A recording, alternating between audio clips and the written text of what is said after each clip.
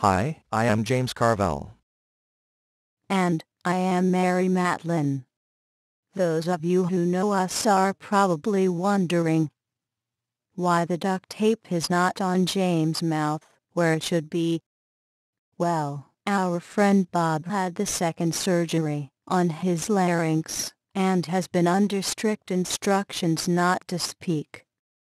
So, to keep him from talking, we took the duct tape from James' mouth.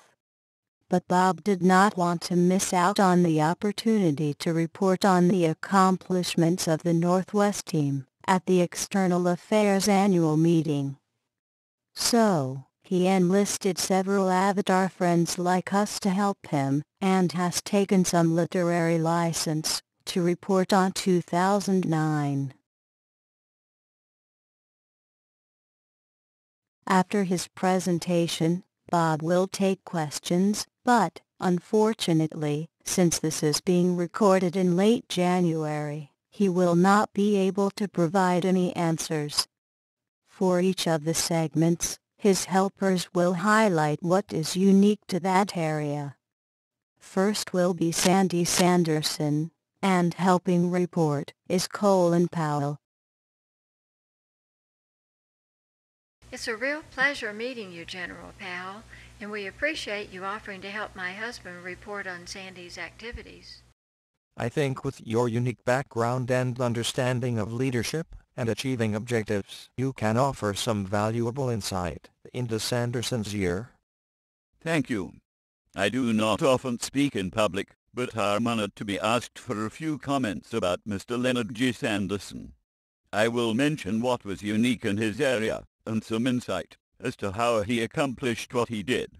Is that okay with you, Sanderson? Yes, sir. I look forward to your comments, sir.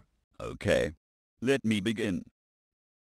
First is the 25 megawatt Space Coast Next Generation Solar Energy Center, located at KSC.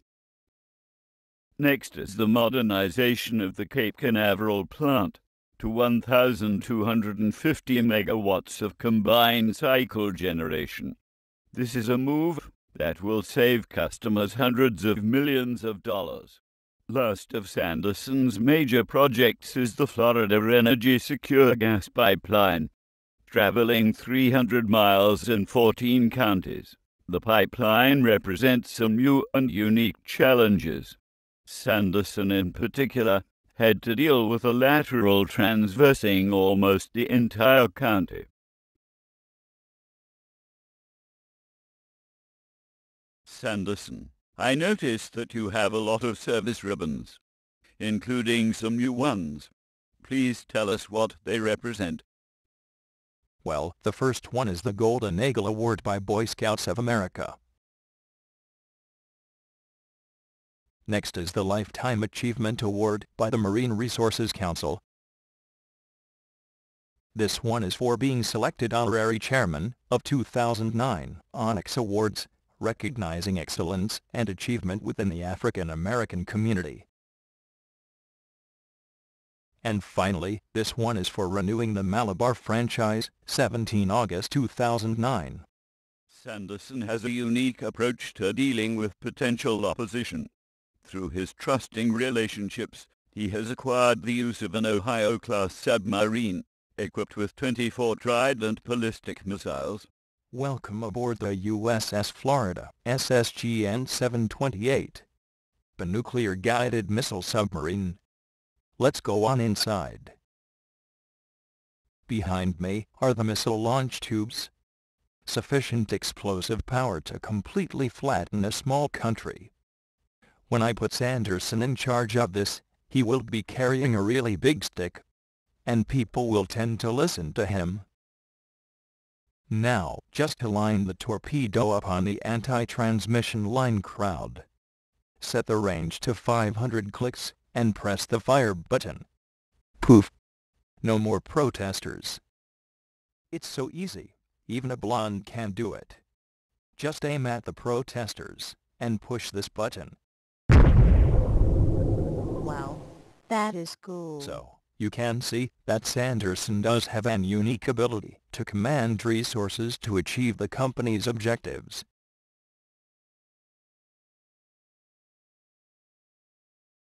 I'll talk about what unique is happening in Dave Cobb's area. Wrong Cobb. Okay. That is the correct one.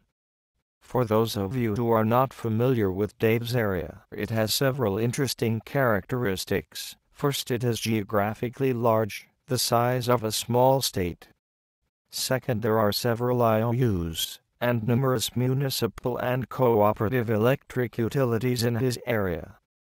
Additionally, what service territory is FPL is not contiguous. Notice several instances of islands of FPL service area. Each of the colored dots represents a transformer. The color is key to the old district numbers. The city of Stark, located halfway between everywhere else and nowhere else, is served by FPL, Clay Electric Cooperative, and the City of Stark Municipal Electric Utility. Additionally, outside the city limits of Stark, customers are also served by FPL, Clay Electric Cooperative, and the City of Stark Municipal Electric. So the situation is this: FPL serves inside the city limits, and the city has electric customers outside the city limits. The city approached FPL about a franchise agreement, but since a franchise basically says the city will not go into the electric business, and Stark is already in the electric distribution business, what would be the point? It was decided, if there was a territorial agreement, that the franchise could reference the city not going into the distribution business in that area inside the city limits and inside the FPL's territorial area. Any territorial agreement before the PSC removes duplication of distribution facilities, which meant a few customers transferring to FPL and a few FPL customers transferring to the city of Stark. Because of the rate differential, customers transferring to FPL were very happy and loved Dave.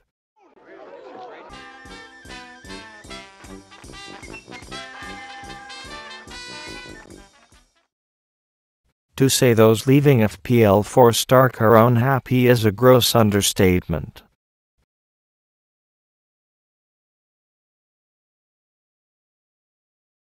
Finally, in frustration, the city offered to get out of the business. FPL commissioned WHH Enterprises to analyze the estimated purchase price of the Stark system by FPL, including the FMPA All Requirements Purchase Contract. While costs of the assets of the Stark distribution system are probably reasonable, like most FMPA municipals, the contract obligations by Stark to the FMPA appears to make purchase not feasible. Hopefully FMPA will let the smaller municipals, Stark, for one, out of their contract. More to come.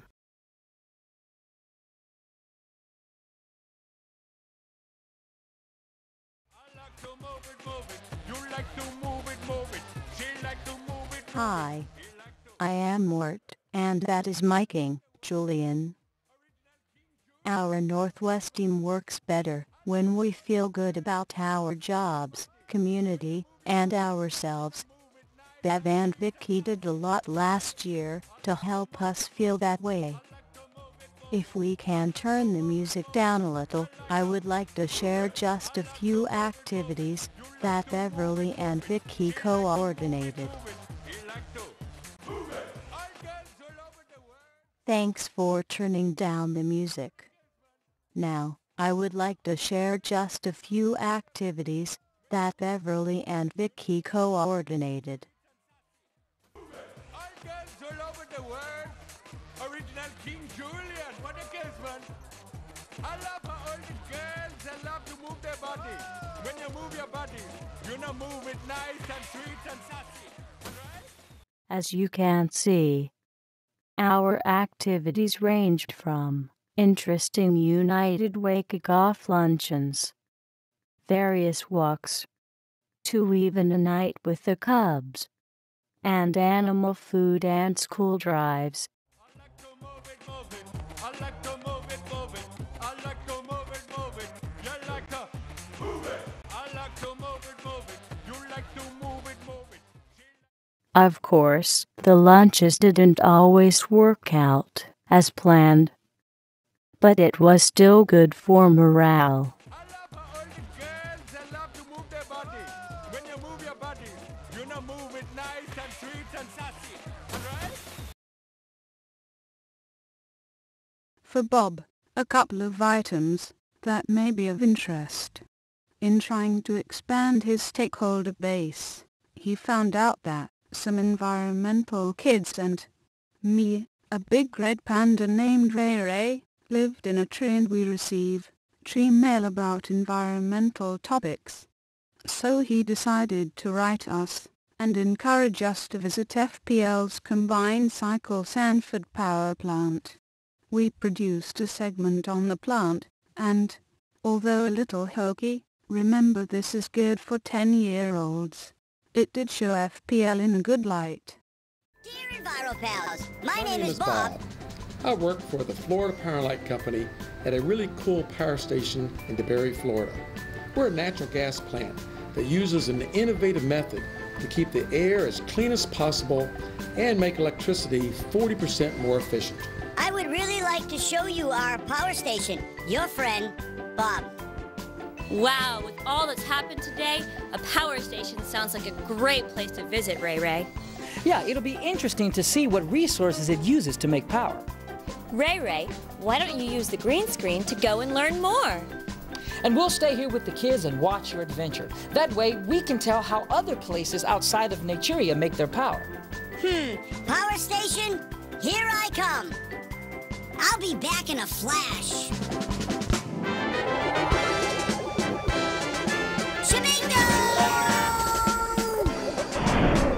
Hi, Bob. Thank you so much for your tree mail. Hi, Ray Ray. Is this the Sanford Power Station? Well, yes, it is. So, Bob, how does this Florida Power and Light Station produce electricity? Well, this is a really neat station. We use natural gas in what's called combined cycle. It's very efficient, very clean. And basically, we have a turbine driven by the natural gas that makes electricity. Then we use the hot gases from that to make steam, make more electricity. So it's very, very efficient, about 40% more efficient than an oil unit. How many homes does this power plant provide electricity for? This power plant puts out over 2,100 million watts, which is enough for about 500,000 homes. Wow! Bob, I've always wondered, why do power plants need to be located near water?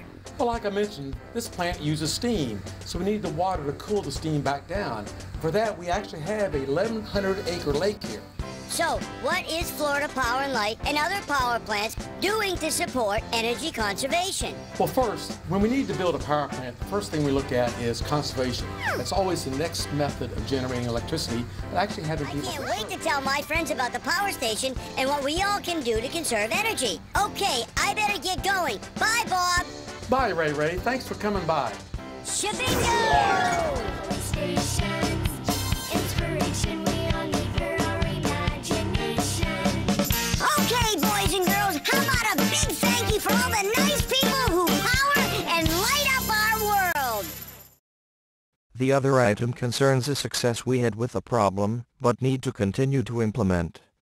When Jerry Penny was still with FPL, we worked together to eliminate every impact on transmission insulators, while making it actually fun for our customers to have a transmission line in their backyard. A segment on the countermeasure was actually picked up on Japanese TV, on a show about quality ideas. It speaks for itself.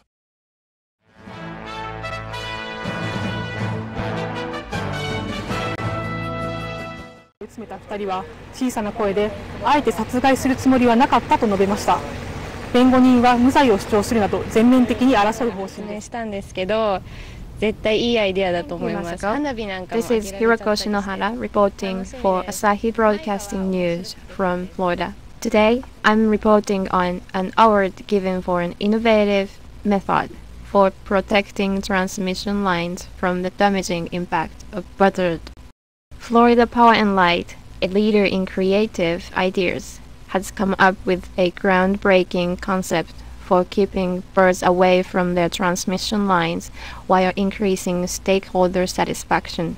Behind me, you see an example of lines I'm talking about. Dazzling customer Transmission service by manager 38 Mr. Power Jerry Systems Penny employees. recognized his The annual employees Stars for Vice President encouraging Hall of Fame customers who live near transmission lines to use the line as a target practice for their personal air cannons.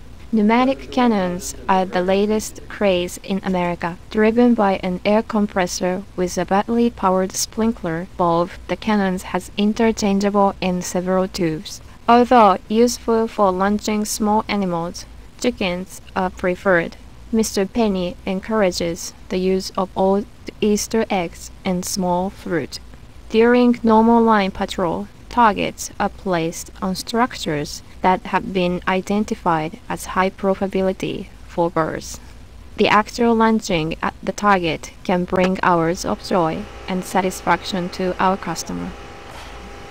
In fact, in a recent survey, stakeholders reported that they actually preferred to live near transmission line if it was of H-frame construction and targets strategically placed. The total jubilance that comes from actually hitting the target cannot be overemphasized.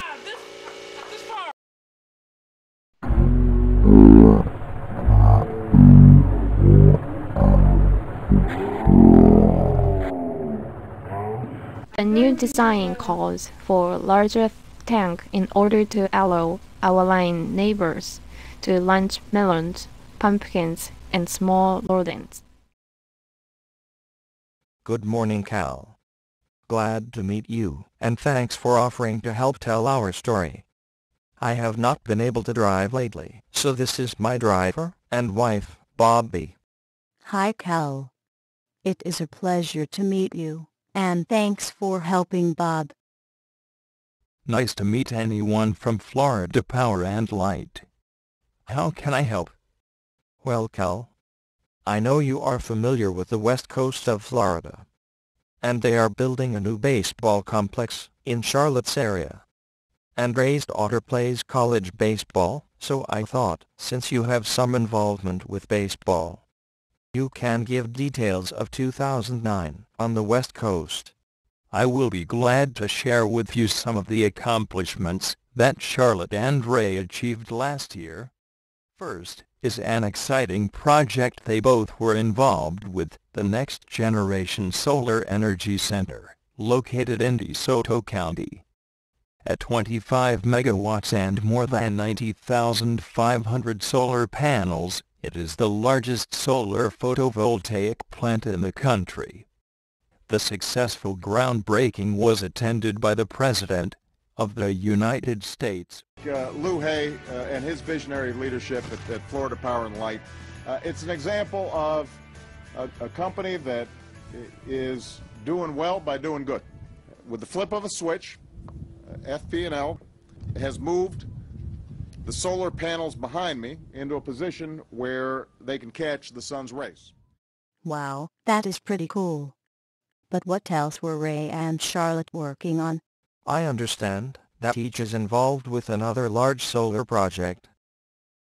I asked Matthew to help Charlotte and Ray find some solar sites, and he did take them on an interesting tour. But I think what he found was a little bigger than what Southwest Florida can support. Actually, a project Charlotte became involved with is for an entire community, Babcock Ranch. A 7,000-acre community near Fort Myers. It will have a 75-megawatt solar photovoltaic plant. The area is split between FPL and Lee County Co-op, so a territory switch will have to be made. On the other end of the west area, and using a different solar technology, Ray has been hard at work securing approvals for a 75-megawatt thermal addition to the Manatee plant. Thanks Cal, for helping us keep up to date on what is happening in the west area.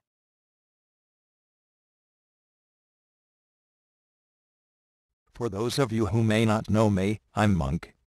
I have astute brilliance, but the fact that I like everything in perfect order, for some reason seems odd. I am just someone who is meticulous, a perfectionist, absorbed in causes, and fixated on performing correctly. So, some of you have probably figured out that I will be helping to report on my separated at-birth twin, Larry Volnick. It is a real pleasure to be a part of the External Affairs team, and to report on some of the unique experiences my first 6 months. Okay. Let's get started. Although he joined External Affairs halfway through the year, Larry has been involved with community activities for some time. He serves on boards with the City of Ormond Beach and was a key player in the FPL team at the Literacy Council's corporate spelling bee. So, he quickly became a team member. Having a family passion for running, Larry organized the first FPL presence at the Susan G. Komen race. He practiced in the Ocala forest by trying to outrun a leopard. Notice, he eventually caught a leopard and used the skin for a zoo benefit costume.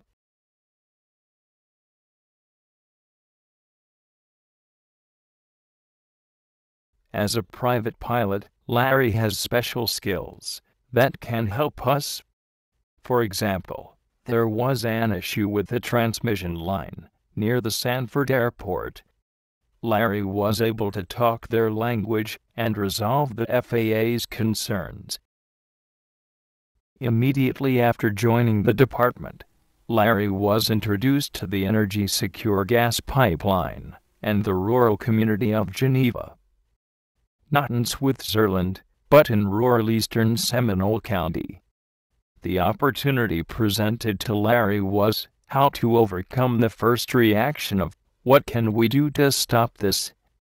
Through visiting the one-room museum and chatting with the community leaders, Larry was able to turn the community into real advocates for the pipeline.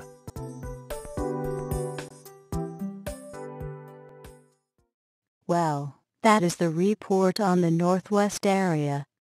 If you have questions, please ask the individual team members.